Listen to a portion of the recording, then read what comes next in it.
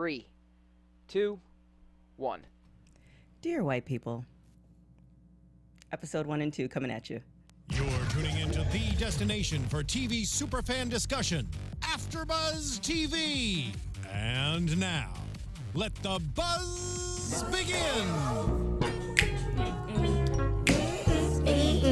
Stay woke, y'all. Stay woke.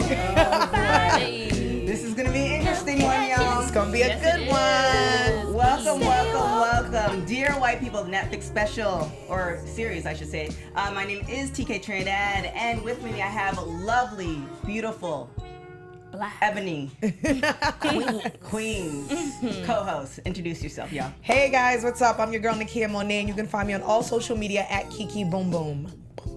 Hey everyone, I'm Ivanna Williams, and you can find me on Twitter at Ivanna L. Williams. And my name is Raquel Harris. You can find me on all social media at Raquel Harris TV. All right, so has everybody seen the movie? We have seen the movie. Yes. Absolutely. We have seen. So what do you think of the first 2 episodes overall? Oh my gosh, I was so in love. It highlighted a lot of issues within the Black community and also issues that the Black community has with the white community. So shout out to Justin and shout out to the 100% on Rotten Potatoes, because that is phenomenal. So I'm loving every bit of it. Isn't it Rotten Tomatoes? Rotten Tomatoes. Oh, I thought you said potatoes. I think you did that. Did I say Rotten Potatoes? I'm sorry. No, it's fine. Like, is that a new segment I don't know about? Did I? Well, Potatoes, tomatoes, it got 100%. Tomato, tomato, got 100%. Congratulations on Dear White People for getting 100% on Rotten Tomatoes. I will say I am shocked because it's better than what I thought. Yeah, and definitely. My favorite part is that, I hope I'm saying his name right, Juan Carlo Esposito narrated it. Yeah. And for those who don't know who he is, he played Bugging Out in Spike Lee's. His voice is so soothing. I love his voice. I was like, oh yes. I loved him as Bugging Out and Do the Right Thing, and he's one is like, Sal, how come you got no black brothers on the wall? So And he's on Rebel now. And he's on Rebel. And he's on The Get Down. He's on a lot right now. So I love that he was the narrator, because it was just so fitting, because it feels like you're watching a Spike Lee joint. Yeah, so it was definitely better than what I thought it would be. It's clear that it's like a continuation though, because we see I didn't think we were gonna get into her and White Bay what's the name again? Gabe as quickly, Right. So it really answers our questions from the film, like, so what happens if she continues this relationship? Yeah. Or what happens, how are her friends, and how is the BSU gonna look at her once they find out that she's dating this white guy? And it really answered our questions, so I like that they kind of jumped into that so quickly. Yeah, It was awesome. I like the opening quote that they had from James Baldwin. The paradox of education is that as one begins to become conscious, one begins to examine the society in which he is being educated. Yes. I loved that quote because as soon as you start to wake up and you start to realize that the education system that you are being taught obviously has a bias, and the bias obviously is for the benefit of the white community. So White and liberal. White Don't and forget the liberal for part. sure. Yeah. Well, I For had a sure. Texas education, so it's white and conservative for me. Yeah, I was gonna say it's definitely the Midwestern. Yeah, Definitely. right. Because you guys grew up, you're East Coast. East Coast. And you're Canada. Up north. Yeah. Canada. So- Six. But my East Coast, I'm originally from Brooklyn, New York, but I grew up in Boston. So as I was telling you guys earlier, my education went from an all-black public school to an all-white Catholic high school and middle school. And then my college was an all-white liberal all-women's college. That explains a lot about you. I'm just messing with you. All right, so let's Stay woke. Stay woke. Stay woke.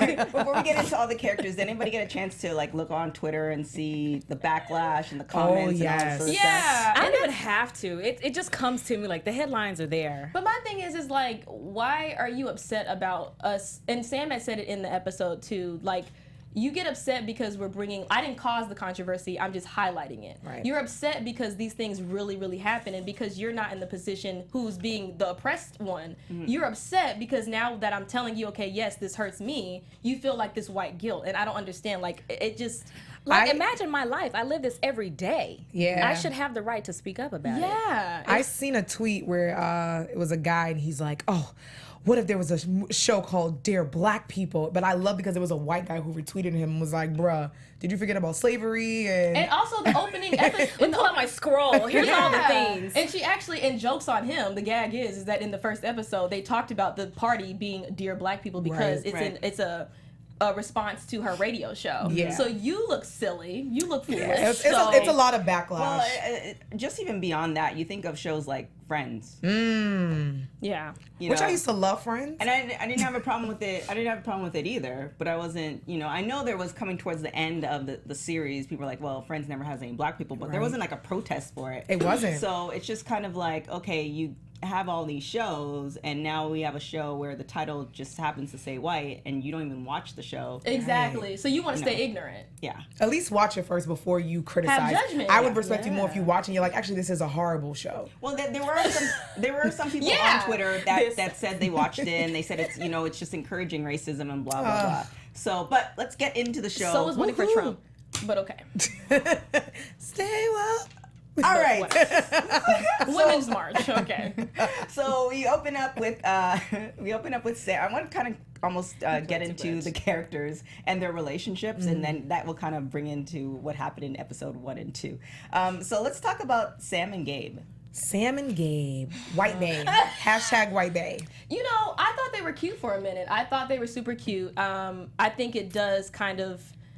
It goes against what her message is, but at the same time, I was there for them until they got to the scene where he was like, "You got to get kicked out," when they were watching Defamation, and he was like, "Scandal." The scandal. Yeah, that was awesome. Right, and so when that scene happened, he showed his white ignorance when he was like, "So what are you gonna do? Are you gonna hit me?" And he was like, "I should hit you for thinking that I'm gonna hit you. Like, I'm educated, I'm civilized, just as you are. So why would I take it to that point or to that level? And you're trying to associate yourself with the black hurt by saying, okay, well, I'm mad too and I feel the same way. You don't feel the same way. You could never relate to anything that I'm going through. So, and I do feel like Sam should have kind of saved him a little bit because he did get dragged and you just sat there and let him have, Don't you feel though that he was kind of empathetic to the issue opposed to people that don't even want to see the issue?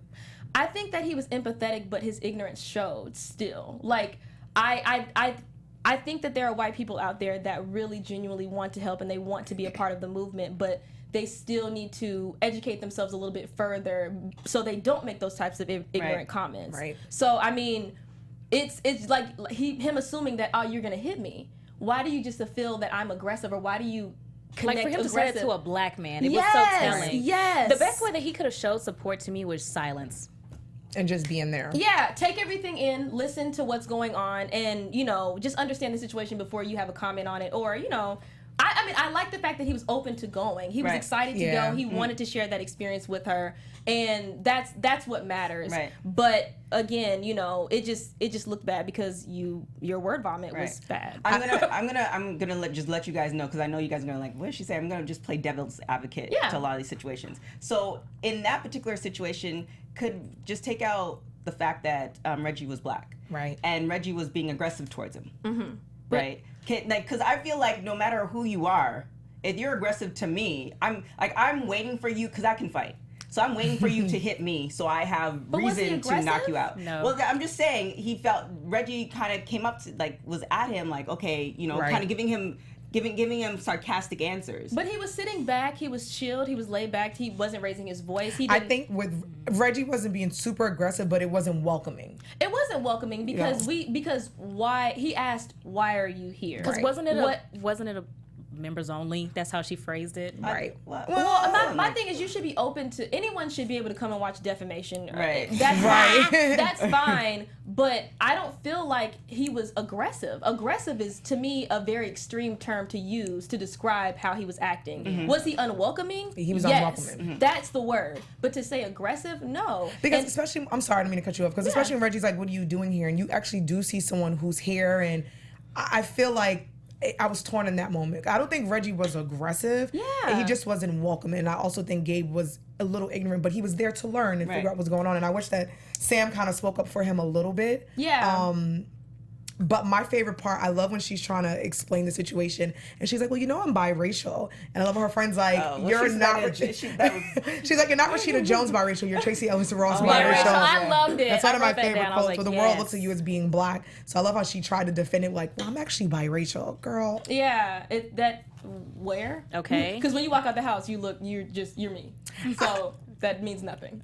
Because I know there's like a whole debate with people who are part of the movement and, you know, are here for black rights and they date outside their race, especially with black men, and the whole Jesse Williams thing is happening now. So, I mean, you know, I'm just saying, like, and that I know, caught me off. No, it just caught me off guard. I just know there's a all. lot of debates where there are a lot of, say, black men, for instance, who are part of the culture and they're here for black rights, but you see that they're dating outside of their race or they're married to people outside of their race. Right. So I looked at the same thing with Sam. I'm like, is that a bad thing? Okay, Can you like- love who you love but still fight for your rights? And The thing is, I think that can you be pro-black? Like, Right. can you be pro-black and date someone who is white? or To any me, outside it's your a race, not conflict even of just white. interest. I think it's a conflict of interest. I think that if you're promoting everything black, and then you come, it's like going to an AA and you're trying to talk to other people who are alcoholics or former alcoholics, and you're talking to someone who's leading the conversation and they've never experienced alcoholism in their life. I know for me, I can say for me, I think the same way. Like there's certain men that I look at. I'm gonna keep saying Jesse Williams, where I feel like if you're pro-black and you're out dating outside your race, and there would be times where I would have not a problem with it, but I'd be like, that's crazy. But when I seen Sam and Gabe, I'm like, oh, they're cute. So then I had to ask myself that question, like, wait, Nakia, is it a Are you- problem? yeah. Like, because I know I'm pro-black, but I date outside my race, and I have. I'm very open to it, but I love being black. I love my blackness. I would never let anyone disrespect that. So that's just something that I'm asking myself as I'm watching this show. Like, damn, is this something that I have to look inside myself too? Like, can I be pro-black and be about my See, people? I think at the end of the day, if that person's treating you like the queen that you are, regardless of what race, color, or creed they are, then I don't have an issue with that. I think it's what we put. I just feel like it's this weird thing, because I do know women who look at black men, it's like, well, how could he? And it's like, no, like, just leave him, because he might not be the best, right? You know what I'm saying? Like, hello. He might be. Like, Let him go. Let him go. And it's the same thing. Like, I know when I was walking around my first boyfriend, he was mixed, but he looked like he was white, and I got the most like weirdest stares, and I'm like, you guys weren't hollering at me, and so now somebody's treating me like I'm supposed to be treated. Yeah. And now you feel some type of way. Yeah, now you have an issue, and I don't have an. You know what I'm saying? There was never a question of whether I'm black or not. Nobody's questioning that. Yeah. One, but it's just kind of like, I grew up. My dad. I read books about Black Panthers. I grew up in the West Indies. I'm very in touch with Black history and my culture and stuff like that. So. And on the flip side, too, you can't expect somebody who doesn't know about black culture, only knows a little bit about black culture, to know everything. Well, see, so you that's- have to kind of give a little leeway as far as ignorance. And as long as they're willing to time for learn. that. I don't have time. As long as they're willing to I'm learn. not for ignorance either, because I feel like we're in a time I'm not where, teaching you anything. Well, I feel like we're in a time where there's instant gratification when it comes to learning something. We have social media, we have the internet. Google is your friend. You can learn something quickly and Google is fast your friend. right now. Yes. No, and that's why I'm saying I can't. There's a level of ignorance that I can no longer accept, Right. because you are now in a time of information. Wherever you go, you can learn something right then and right now. So for me, I don't want to hear the excuse like, oh, well, I didn't know, and all. No, you do know. You have every single opportunity to educate yourself. That's It's the the same thing, thing. though. I want to ask, how am I supposed to know? By researching. Right. Yeah. But it's the same thing with black people who don't know about Caribbean culture. There's a No, whole bunch of black people that absolutely. didn't know that blacks in the Caribbean were just dropped off first. But the That's difference, black folks. but the difference between that is that we don't have the sources to be able to educate ourselves. Also, in a lot of urban communities, there are more liquor stores and gun stores, and there are libraries and churches and a lot of different things that are positive that we need in the black community. We don't have everything because the government and because the society that we live in is more so for the benefit of the white But community. now everybody has a phone. No, absolutely. But what I'm saying is, okay, if you're black and you're living in a world where everything is not for you, how would you deal with that? I guess, like, how do you sit there and say, okay, well, if you have a white person and a black person, do I have to do 10 times more things to get ahead of the white person than the other person? It really just depends. That's the school of thought. I definitely agree with it, but just depends on the area that you're in. Well, absolutely. It does depend on the area that you're in, but I definitely don't feel like we're on the same playing field as a white person. Our starting line is definitely different. As far as, I went to this meeting and they were talking about legacy. You know, I have a lot of friends who their parents passed on houses and money, and this was generations. And now I'm getting to the first generation where my mom's taken care of, and that's because of the hours that I'm putting in. Yeah. But that's something that I'm creating now. Well, no, You know what I'm saying? So it's like we're definitely starting at a different starting line than a lot of other folks. I mean, I definitely feel like, because I agree with that sentiment that black people I don't think they take it upon themselves. Like, for instance, the one time that I saw history for black people going above and beyond and even going before slavery was when I went to college. But I also lived in a pro-black family who taught me about Malcolm X, who taught me about other people. It starts at home. Exactly.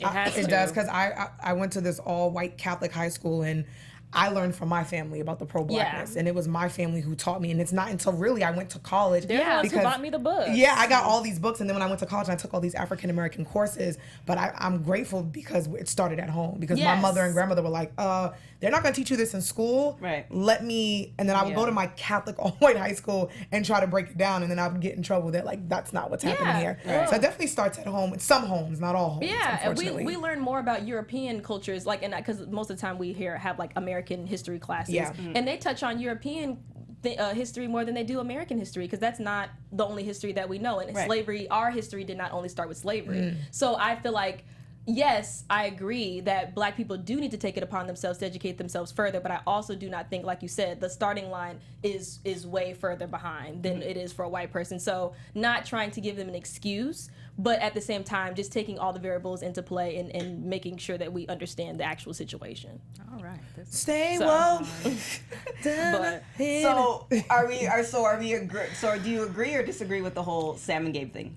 I think love is beautiful. Love who you want to love. Love who you want to love. But at the same time, for me, as an example, a white person, if I dated a white person, there's just a boundary. There's not a boundary, but there's a level of understanding and relation that I will not be able to have with a white person, and that's just reality. You can be sympathetic, but you can't be empathetic to what's going on because you can't relate to what I'm going through. So at the end of the day, if I'm going home or if I'm going home to my husband, that black man will be able to understand my oppression, what I'm going through at work. And that's not something that you can relate to. You can feel sorry, just like how Gabe feels sorry, but he cannot relate to it. So there's always going to be that standing still where I'm like, okay, I want to be able to have this conversation with you and you not feel bad about being white, because you, regardless of you not being a part of the slave trade or you being a part of doing something in 2017 for hardships against black people, it's just going to be an issue. So for me, I mean,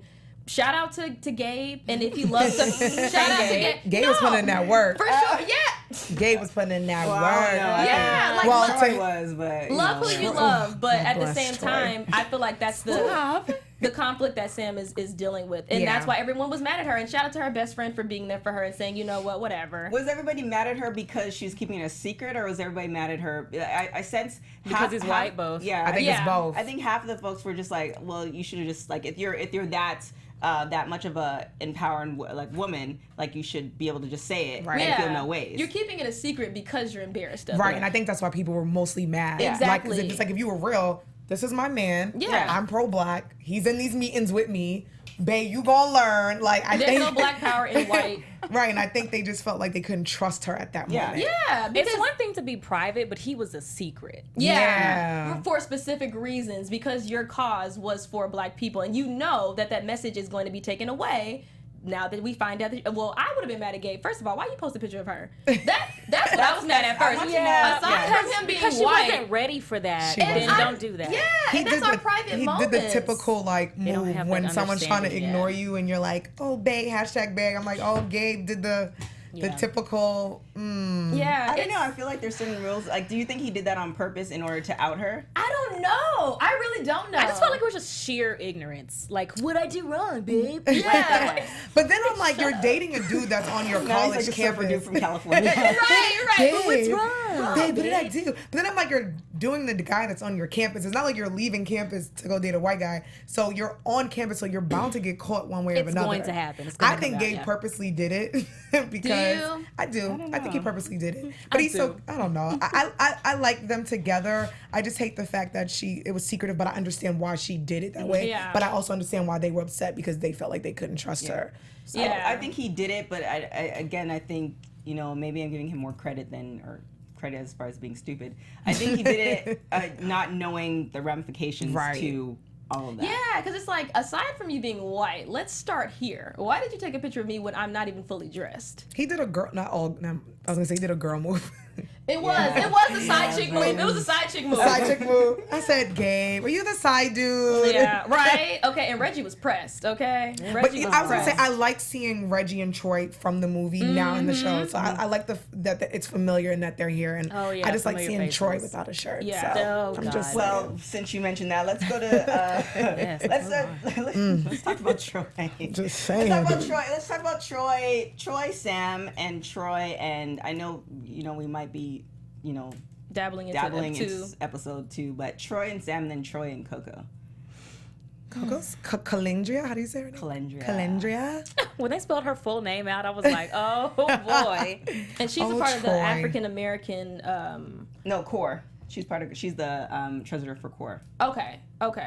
Because when they had the Black Caucus, when they separated them into like the conscious Black people, and then they had the African American group, but I like that Justin did that, because it does show the variations of Black people, and then how we all, just like I loved how in episode 2 they touched on the Black gay male and how his life is in the society. So I hope that they kind of break it down like that with each episode, like talk about the variety of colors that we have within our race. So hey, I don't know. I mean, Lionel, I'm happy that they talked about that. I was very happy with Lionel's episode. I was. I'm also glad that he shared that with Troy.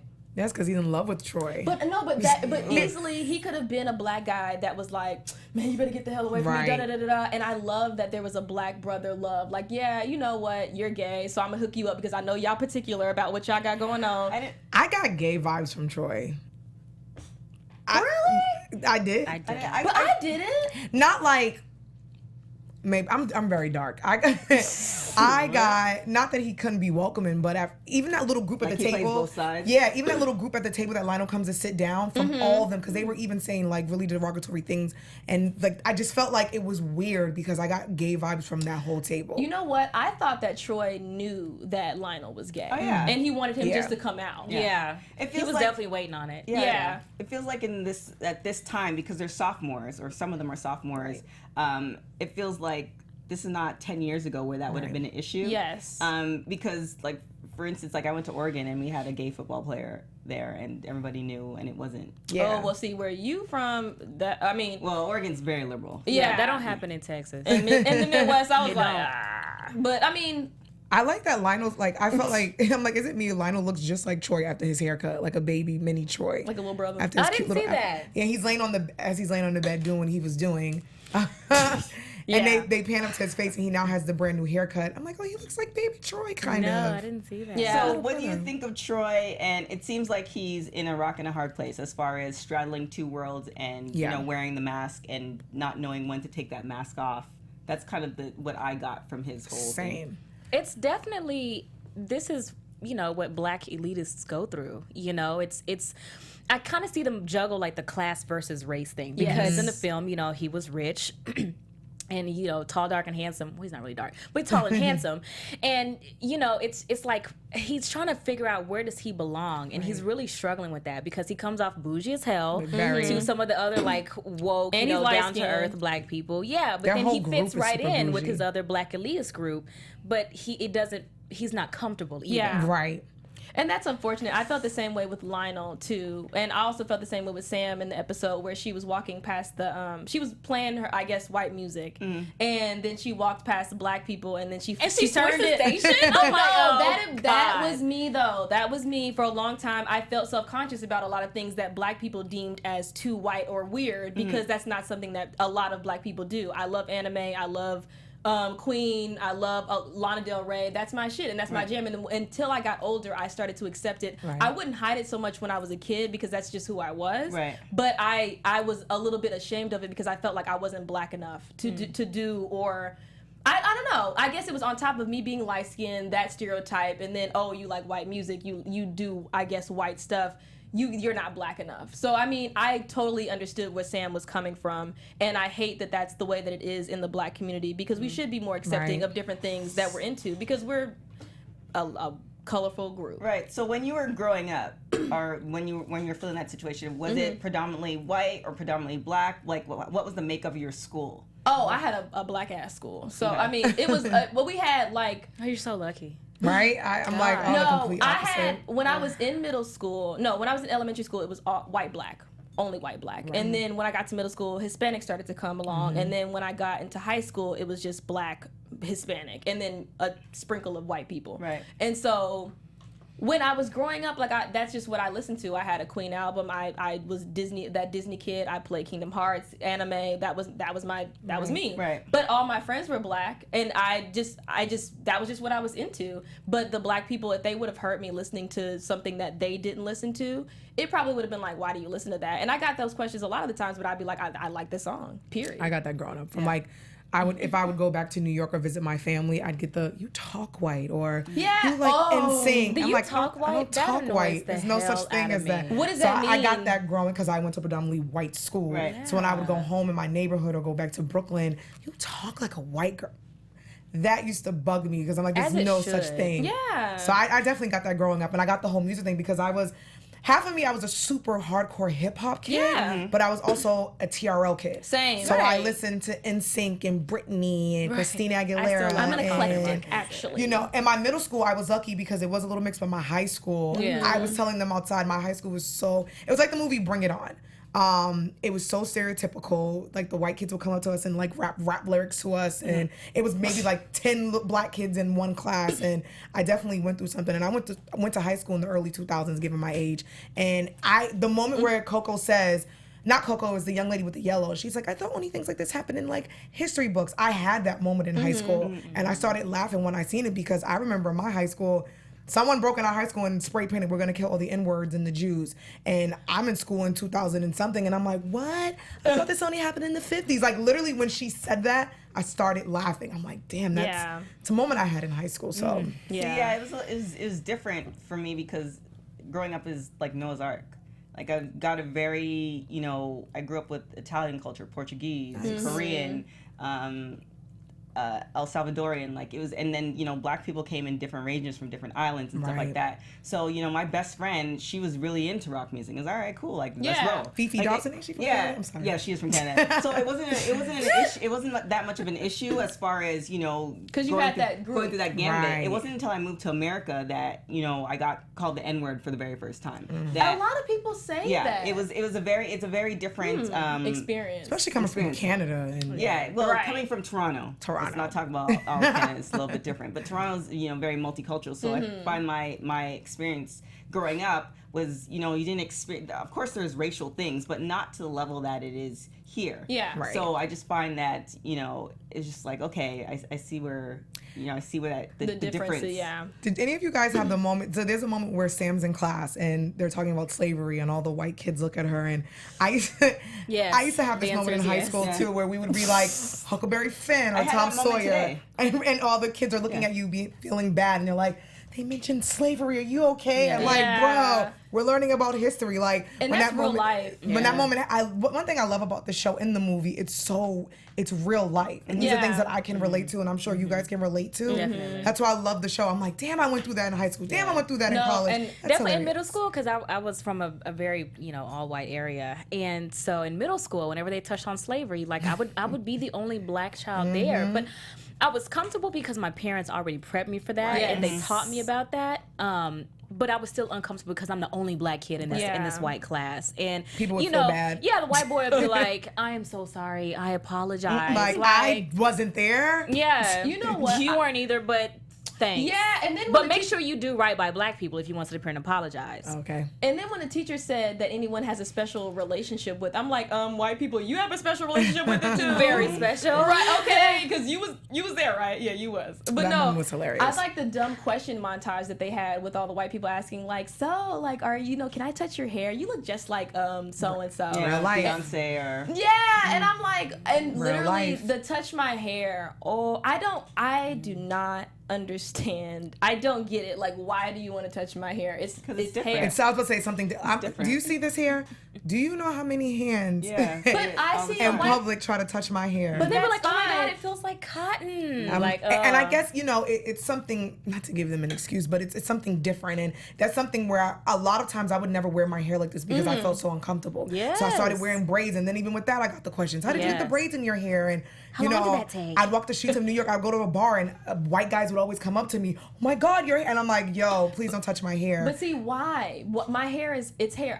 I go up to a white person's hair and I know it's your hair, and that's Right. and it's different than mine. But I don't want to touch it. Right. Like it's just, I'm not an animal. I'm not animalistic. I'm not a pet. So at the same time, yes, my hair is different, but that doesn't mean that you go into someone's comfort zone and you touch my hair or even ask to touch my hair, because why? It speaks to white privilege, right? I mean, they're used to literally being able to touch something and have something and it'd people be not okay. saying no. Exactly. So whenever you tell them no, you can't touch my hair, and they kind of get offended or like, whoa, excuse me, whoa, chill out. Right. Like, no, but don't touch me Relax. because I'm not a petting zoo. Exactly. And exactly. I just don't, I don't know. It's been, this show has highlighted a lot of different things, and I loved how in the intro, please remind me of how to pronounce his name, the narrator. Giancarlo Esposito. When he said, I have to speak in this monotone voice in order for you to feel comfortable. Right. That, when I tell you that's so true, like,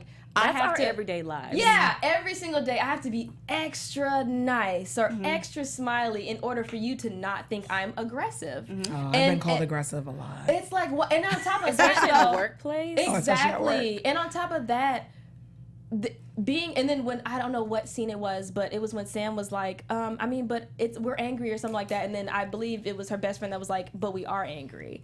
And it's okay to be angry because that's a natural human emotion. Yeah, allow There's yourself to feel that. Exactly. And on top of that, we have every single right to be angry. So you're telling me that I can't feel a certain type of way that emotion that you feel as a human too. You're making me less human, which is the problem with a lot of white people. They don't view you as a human. They see you as, okay, well, I mean, they're here. I guess. Whatever. No big deal. Oh, She'll you were do. offended by that? You don't like Beyonce? Oh. Okay. Sorry. Isn't that a compliment? The show's very, very relatable. I would say. I Yes. think a lot of, from both ends. I think there's some white people who can watch this and be like, wow, I didn't know, like, me and my friends have said some of these things, or wow. I'm you know what actually I'm saying? seeing that. Those are things that I'm actually seeing, like, retweeted through Twitter. Like, listen, white people, I've watched this. You all need to watch it too because we need to watch it. Yeah. Like, we need to learn. I've seen a lot of white people on Twitter that's Yeah. like, yo, we need to all watch Dear Black people. Dear white It's people. raw potatoes.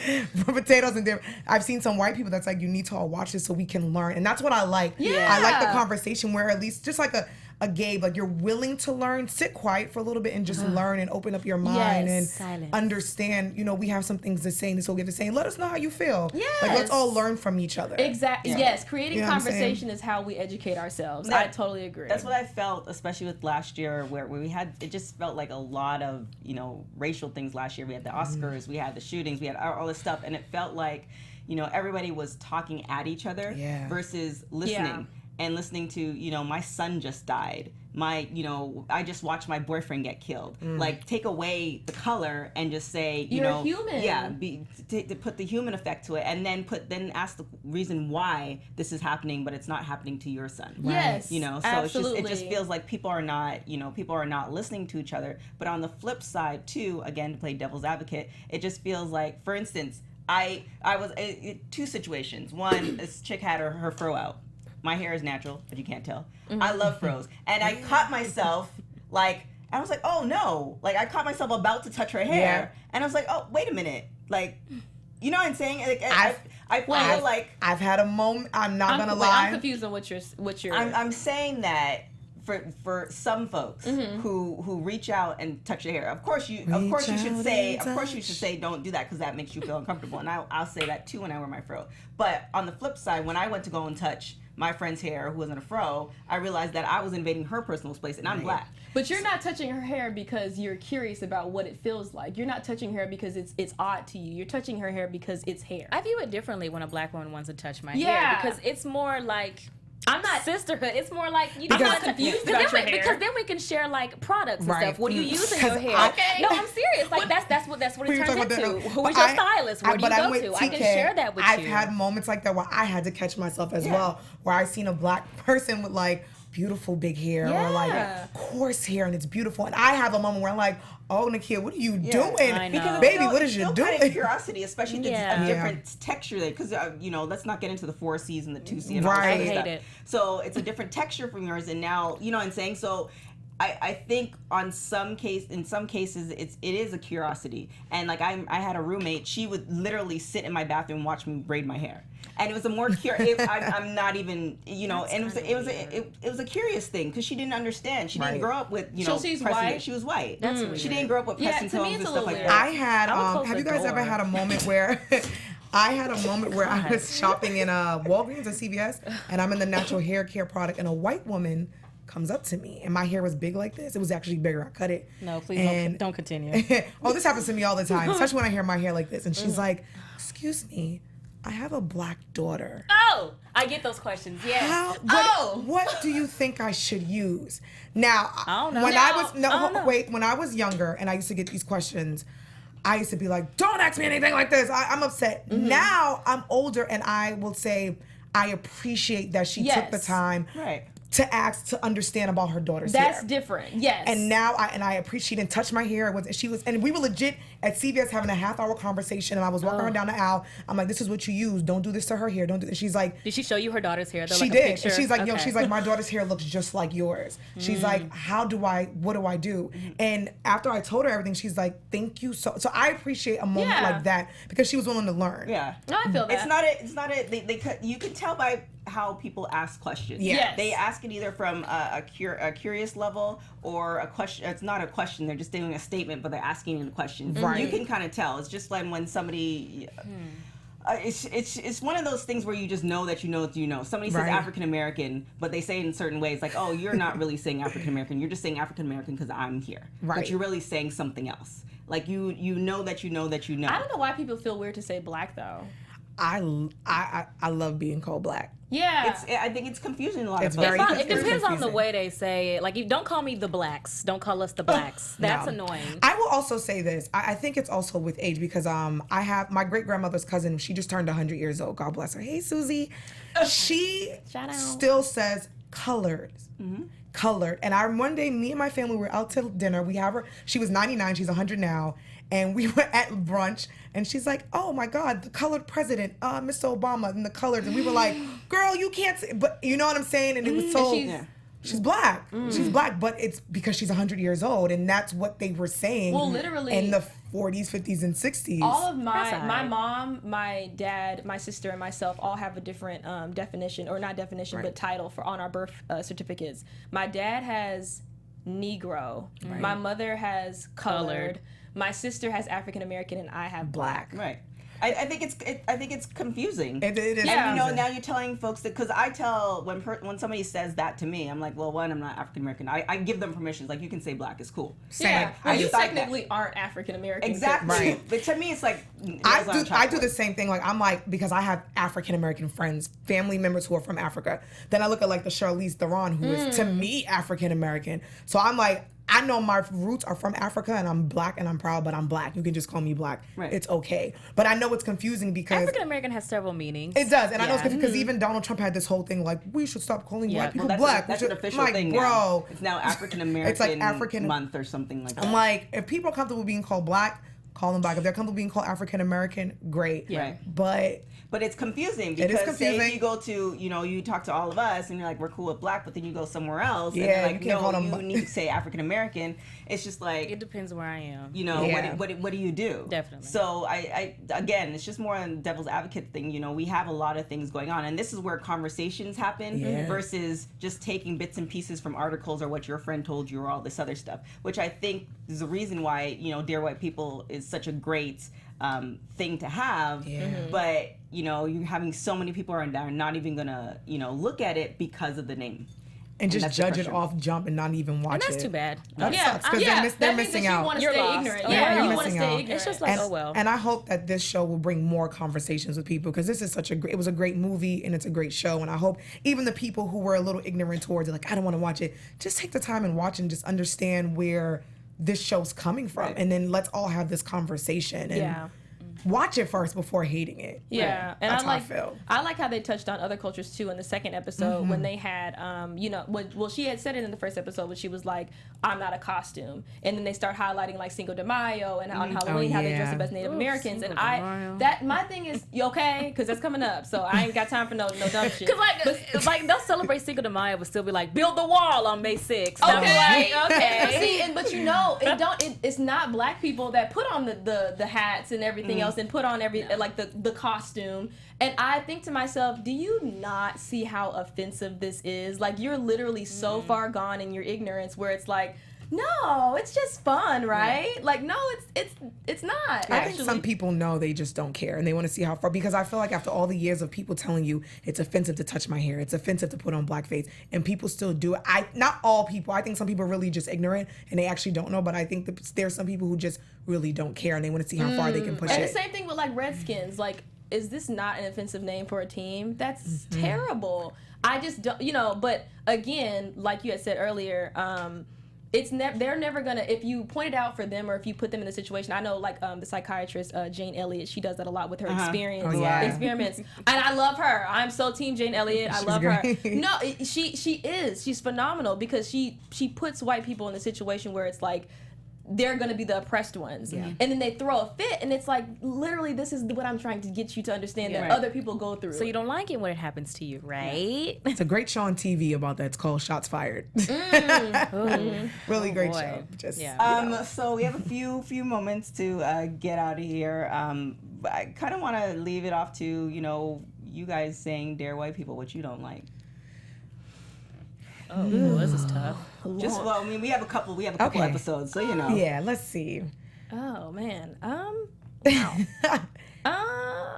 Dear white people. While you guys think about that, I'm going to shout out the people in the live chat. Shout out. Hey guys. It looks lit. I have done quite a few shows, and this is definitely. Yeah, I wish we had the live chat up here so we could have seen it some more. We'll get it next time. Yeah. I would say this is a lot of people in the live chat from all the shows. Because y'all here for us. Thank y'all. Y'all are still here for us. So I'll read off the names, and you guys think about it, and then after I'm done, you guys can. So Cornelius Baker, thank you. H. Kitty, I'm bad with names, so sorry in advance. Sam Jones, Montserrat, IMO. It was thank you guys for your comments. Make sure you comment and do the iTunes, all that good stuff. Do 5 stars or better. We don't take anything else. Right. Young. Yeah, so many folks. Thank you for hitting the live chat. Definitely Thanks for watching. appreciate it. Thanks for being here with us, y'all. We appreciate it. I'm going to say, dear white people, why do some of you guys still not understand what Black Lives Matter means? Please. I don't understand why that concept has not been able to be understood. We are not alienating anyone. We are not saying that all lives do not matter, because all lives do matter, and that's the entire point of Black Lives Matter. Please stop talking about Blue Lives Matter. Stop saying that police brutality, black people kill black people. No, statistics show that you kill who you're around. So if I live down the street from... What name did you say? Boom Chica. Boom Chica. We're gonna use Boom Chica. Whatever. If you live down the street from Jessica, Boom Chica, whatever, that's the person that I'm typically gonna have beef with. Right. That's just how that works. So if you don't say that black on black crime is just only start, and then on top of that we can go into depth with why black on black crime exists, but we can save that for another day. But yeah, dear white people, please understand that Black Lives Matter does not mean that you do not matter, because obviously you matter, because you are not being killed at the disproportionate amount that we are. Say what? Mine would be, it's not even a question, it's just a statement. Dear white people, please understand, not even please, but understand that we as black people deserve our own spaces, and we need our own spaces sometimes. And it's not that we're being exclusive. We're not, gathering around to be like, you know what, we hate white people. It's not like that. But it's just it's a type of healing being around all of your people and to be able to discuss what it is that we go through every single day. There's so much power in that, and we need it and we deserve it. Amen. I will say, kind of to piggyback off what you two said, Dear white people, just because I'm pro-black does not mean I'm anti-white or anti-anyone else. I just love my people and I love being black, but I love everybody. And we should be allowed to love ourselves because we don't receive a lot of the love from others in the media and out there. So I'm pro-black, but I'm also pro-you. If you ain't racist. Okay. I'm kidding. Okay. P.S. Unless you racist. Okay. Kiki Boom Boom, man. Hey. First off, I just want to thank you, ladies. Beautiful panel. I'm looking forward Thank to you, girl. the next sessions. I just want to say, like, dear white folks, it's just like stereotypes. What you see on TV is not everything that you get. Yeah. I have a father and mother. They were married.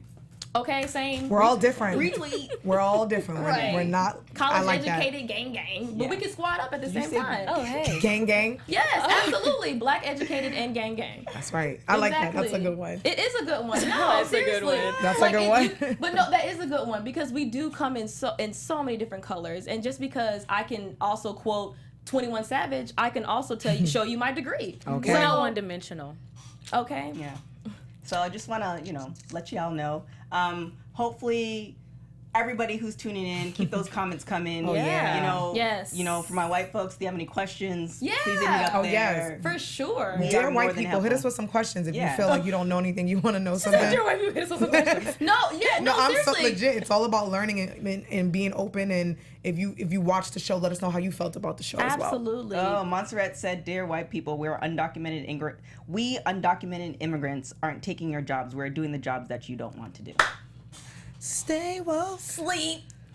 Got him. Hey, but you know what? Who is that? What's his name? Montserrat. Hi, Montserrat. Yeah, Get she's him. in the chat. Okay. Get him. Got him. So thank you guys. Really, really appreciate y'all for hanging with us. We were doing episode 1, 2, but obviously that leads into a whole bunch of other topics that I'm really grateful that we can talk about and we have a platform to talk about. So shout out to AFTERBUZZ for allowing this stuff to happen. So make sure you follow AFTERBUZZ on everything AFTERBUZZ TV.